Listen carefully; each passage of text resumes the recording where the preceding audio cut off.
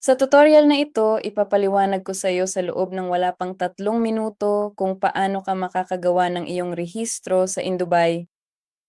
Ang kailangan mo lang talaga ay ang referral link.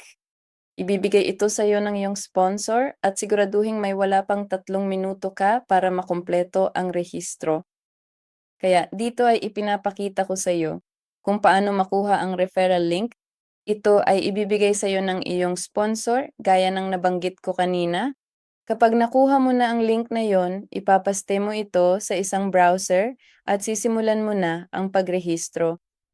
Dito, ilalagay mo ang iyong mga detalye,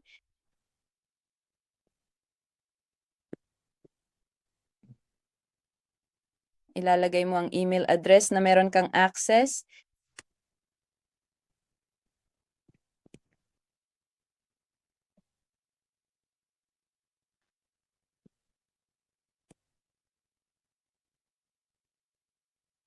kailangan mong piliin ang bansa, kung saang bansa ka kasalukuyang naninirahan, at pagkatapos ay gagawa ka ng iyong sariling password.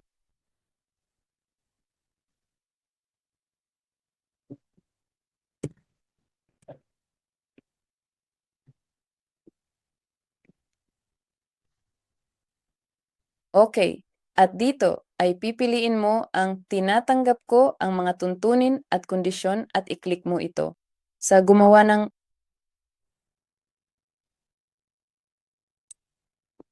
aking account, okay. At ganun lang kadali, tapos na ang paggawa ng iyong account sa Indubay. Sa mga susunod na video, ipapaliwanag ko sa iyo kung paano gamitin ang bawat isa sa mga section na ito na nasa back office. Kaya magkita tayo sa susunod na video.